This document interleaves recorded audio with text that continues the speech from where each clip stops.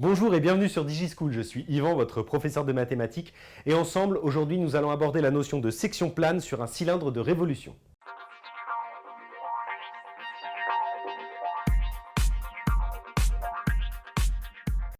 Commençons par rappeler ce que l'on appelle la section plane d'un solide, autrement dit la section d'un solide par un plan. Eh bien, c'est tout simplement la surface qui apparaît lorsqu'on coupe ce solide à l'aide d'un plan. Tout simplement, on va prendre ici un cylindre de révolution, on va le couper à l'aide d'un plan et on va ouvrir afin de regarder la surface qui apparaît. Pour un cylindre de révolution, en troisième, on voit deux manières de couper ce cylindre. La première, c'est une coupe perpendiculaire à la hauteur. La hauteur d'un cylindre, je vous rappelle que c'est la droite qui passe par les centres des deux disques de base de ce cylindre. Ici, je coupe perpendiculairement à cet axe. Eh bien, tout simplement, je vais obtenir comme section un disque qui aura pour dimension les mêmes dimensions que les disques de base. Ici, c'est extrêmement simple, c'est donc pas le cas qui va nous intéresser le plus, même s'il est évidemment nécessaire de le connaître. Le cas qui va nous intéresser le plus, c'est le deuxième cas que nous voyons tout de suite, c'est-à-dire lorsqu'on coupe un cylindre de révolution parallèlement à la hauteur et non plus perpendiculairement. Donc cette fois-ci, je vais prendre mon cylindre et je vais le couper parallèlement à sa hauteur. Je vais obtenir cette fois-ci un rectangle. D'accord? Donc un rectangle qui est dessiné ici, dont une des dimensions est égale à la hauteur. Donc déjà, de cette manière, je vais connaître forcément la longueur de mon rectangle, si on veut, d'accord? Puisque effectivement, ce sera la même dimension que la hauteur. Maintenant, tout l'objet des exercices va être de calculer la largeur de ce rectangle afin d'obtenir toutes ces dimensions et de pouvoir éventuellement pousser les calculs un petit peu plus loin. C'est ce que nous allons voir dans l'exemple qui suit. Dans l'exemple qui suit, on vous dit, on coupe le cylindre ci-contre qui a pour rayon 5 cm et pour hauteur 6 cm, parallèlement à l'axe OO', c'est-à-dire parallèlement à sa hauteur. On en est donc sur le deuxième cas, d'accord? Donc on va obtenir un rectangle dont on connaît une des dimensions. Maintenant, on vous dit, sachant que OH égale 3 cm, alors OH, d'accord, c'est un petit segment qui est là-bas, on va en parler un petit peu plus précisément juste après. Sachant que OH égale 3 cm, donnez la nature et les dimensions de ABCD. Donc, nous allons résoudre ce petit exercice qui est relativement simple, vous allez le voir. La première chose, on vous donne donner la nature et les dimensions de ABCD. Vous savez, grâce au cours et à la petite propriété que nous venons de voir, que ABCD est un rectangle et vous connaissez déjà une de ses longueurs, c'est-à-dire la longueur AD ou BC, comme vous préférez, qui est égale à la hauteur, c'est-à-dire 6 cm. Donc déjà, je peux commencer par écrire ça. Je peux commencer par dire que ABCD est un rectangle et AD égale 6 cm. Alors évidemment, il va falloir que je puisse calculer maintenant la longueur AB par exemple. Donc effectivement, c'est ce sur quoi on va s'attarder et c'est ce qui va nous prendre le plus de temps dans ce petit exemple. Donc c'est le calcul de la longueur AB.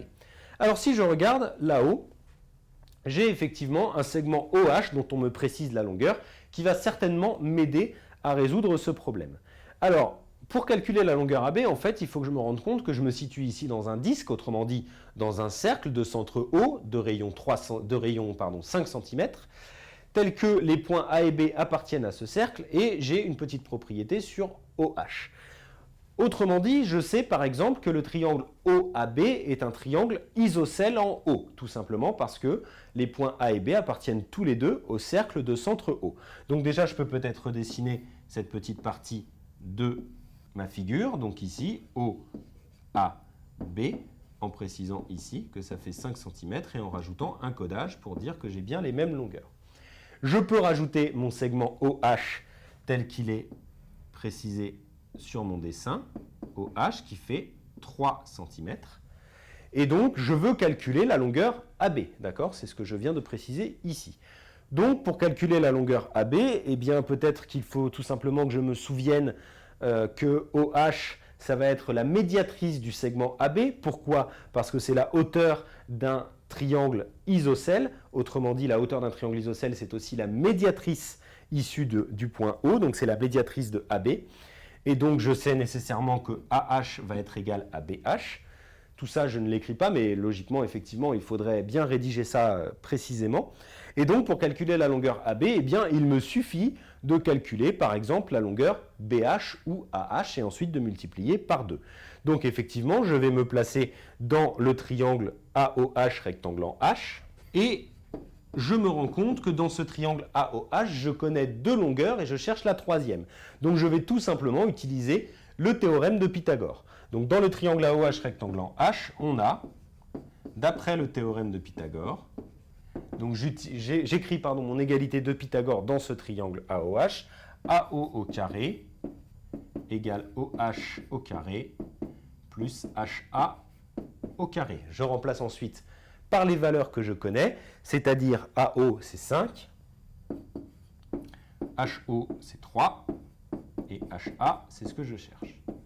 Donc ça va me donner 25 égale 9 plus HA au carré, c'est-à-dire HA au carré égale 25 moins 9, c'est-à-dire 16. Donc ça veut dire que HA égale racine carrée de 16 égale 4 cm.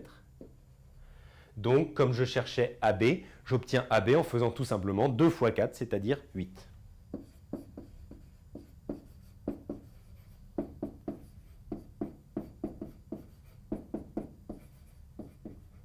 De cette manière, j'ai la deuxième dimension de mon rectangle. Donc ABCD est un rectangle de dimension 6 et 8 cm.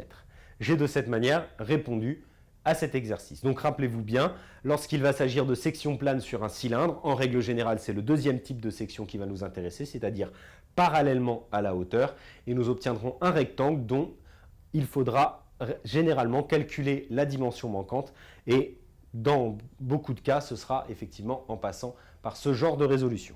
Cette vidéo est maintenant terminée, je vous invite à poursuivre l'étude des sections planes sur les autres types de solides, et moi je vous dis à bientôt sur DigiSchool.